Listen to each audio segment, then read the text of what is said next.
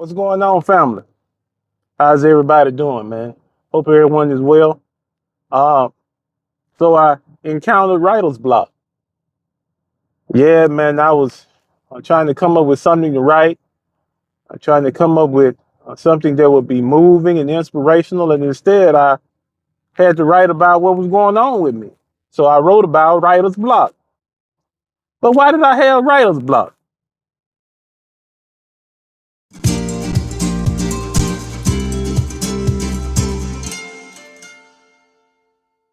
Well, usually when that occurs, what I like to do is I like to look back at the last couple of days to see what's really going on. What has transpired that, has blocked my ability to be creative. So I thought about a couple of things. There are some recurring issues that they're not going to go away anytime soon, and that's fine. But those weren't the things that I think caused the block. And so I'm going to take this episode to be kind of vulnerable with you all. I narrowed down exactly what it was that was causing me to have my creative block. You see, Sunday, I took my youngest, my munchkin, and I dropped her off. They were having a weekend for seniors, incoming seniors, and so she was a part of that particular program, and she would be there from Sunday to Tuesday. And so the reason why I'm saying that singular event caused the creative block is because I remember dropping her off. Well, more specifically, I remember uh, bringing her luggage up to check in, watching her go check in, taking her luggage up to her room, uh, then going over to the area where all the parents and the students would sit and mingle. And then we have a conversation about the schedule, the agenda, things that were going to be happening throughout the time that she would be there. And as I was leaving, I couldn't put my finger on it. I felt kind of odd.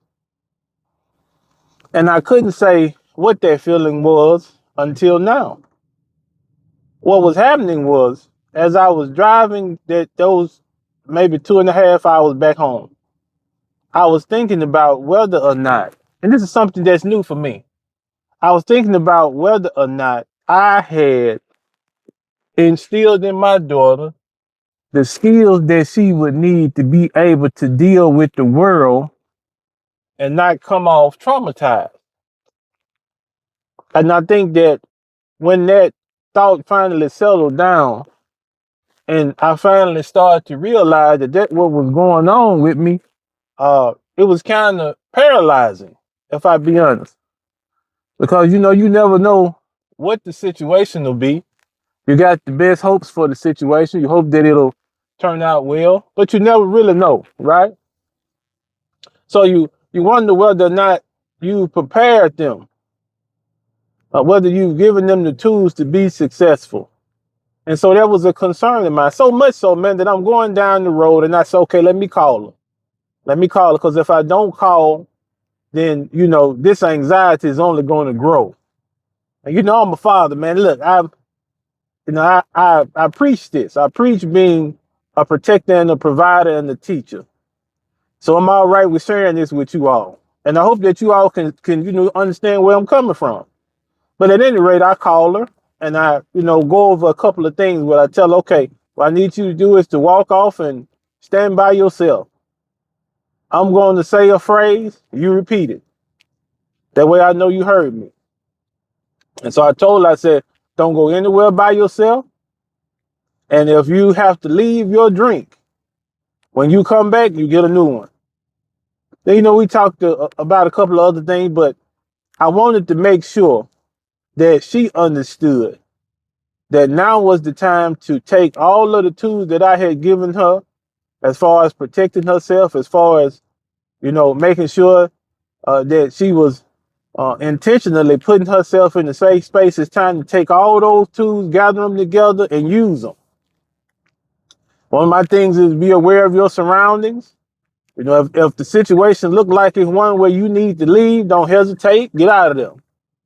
And so that's one of the things I'm really I'm having to deal with, you know, because the Munchkin has always been in very close proximity to me, except that when she's at school or, you know, maybe some other activity, but nothing like this.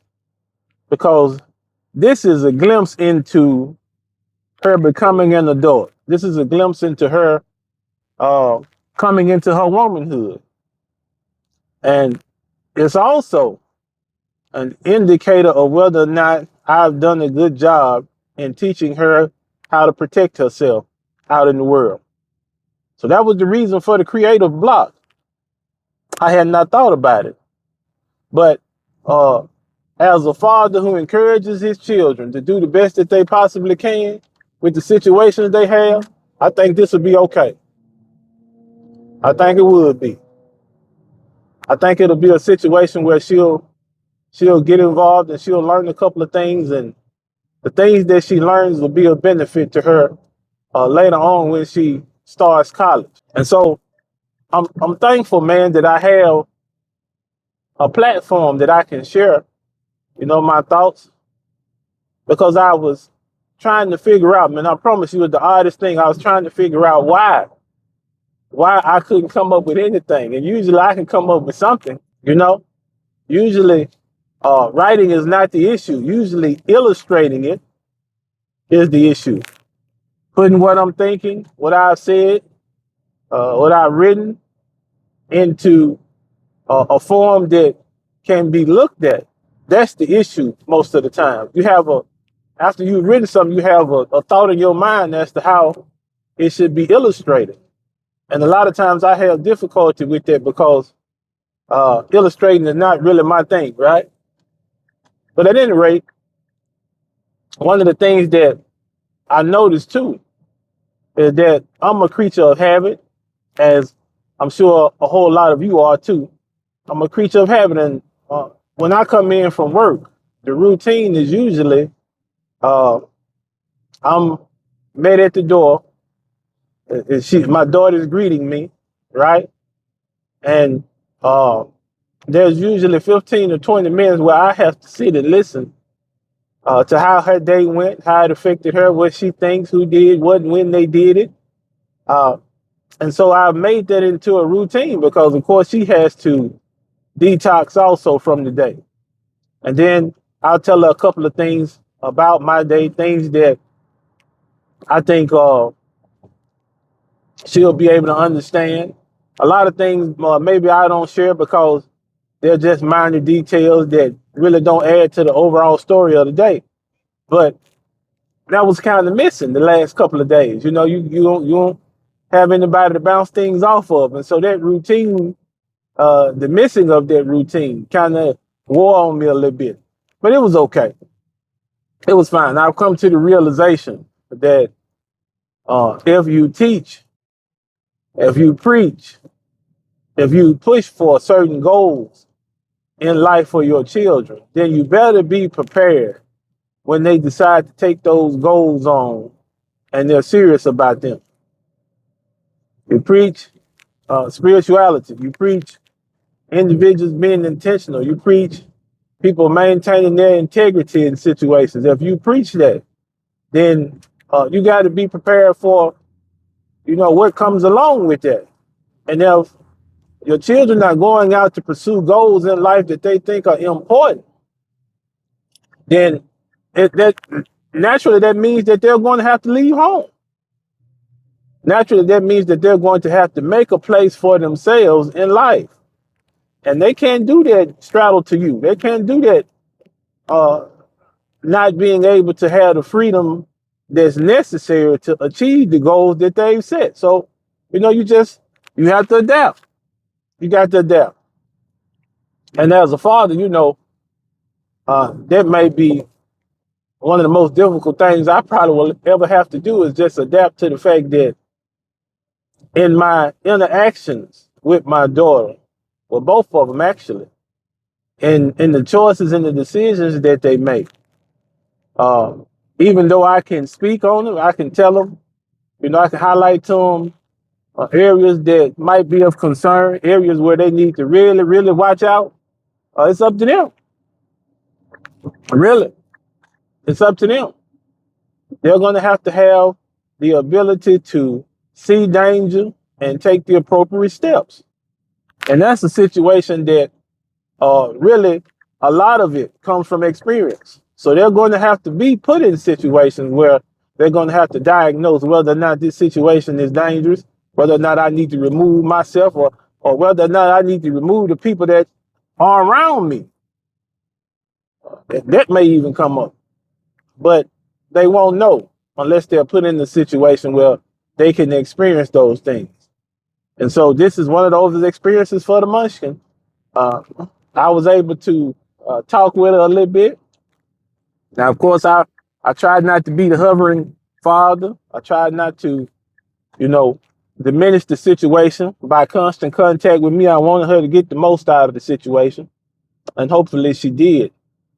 And hopefully, man, this is a glimpse into the strategy that I'll use in the future when she decides that she's going to uh, go to that particular college that she's visiting. And I think that looking at the way that things are going, looking at the world around me, I think that making a decision to try to have something for yourself that in the future you can use to take care of yourself or to help support a family. I think that's intentional. I think that's good planning. But now, as far as the other difficulties that are involved in college and being involved in higher academia, all of the fluff that's involved, we're going to try to bypass that. Okay. We are going as a means to produce an avenue to take care of our necessities, the things that we have to have. And I think that this avenue is the best. I really do.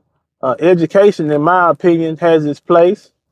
But one of the things I've noticed consistently throughout my life, and a lot of people may disagree, but I'm talking about my life, the education that I chose to take on has equipped me in situations to continue to provide for my family, even in times of difficulty.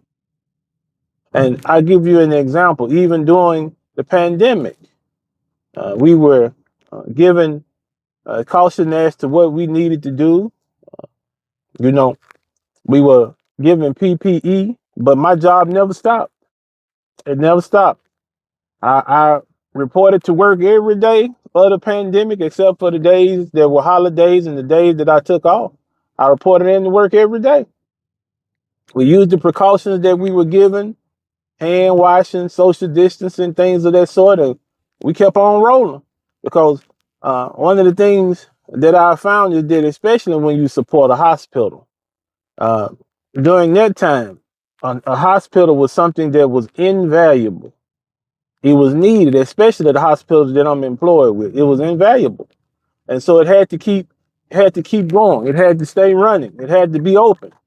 And those of us who take on the support role for the hospital being open and running in the most efficient way, we were required to come in. And so, even with that, you have a situation where your employment, your employment is something that a lot of times uh, you're pretty comfortable with the fact that you're going to be able to work. You're pretty comfortable with the fact that there's not going to be a situation where you can't work. The kind of skills that you acquire, especially when you involve yourself in tech. Tech is a situation where, or I should say, it's an area where a lot of times you have to be involved, and a lot of times people require you to be involved because there are systems in place that have to be maintained. There are things in place that have to be maintained, and those things contribute to the overall uh, free flow of how that particular institution works, right? So it's important. It's important. And I just happened to be in a field that was the case. Essential workers is what they were called. See that how they just came to me. We were some of the essential workers. Yeah, we had to be there. We had to be boots on the ground, and so we took the proper preventative measures that we had to take to keep ourselves safe, man, and we continue to support the hospital. So I think that uh, looking at and finding an avenue where you can take care of yourself, not necessarily developing this thing into a career, even though a lot of times that's what happens.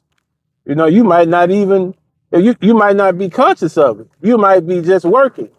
You have a degree, you're working, you're continuing to do certain things, you're doing well, and so you're giving other assignments, you're giving promotions, and before you know it, you look back and say, okay, well, yeah, this is this is what I've been doing. This is what I do. So it's okay, but what I'm trying to illustrate is that the view of education, the view of having something in your hand to take care of yourself, uh, that's not something that should be frowned upon, in my opinion.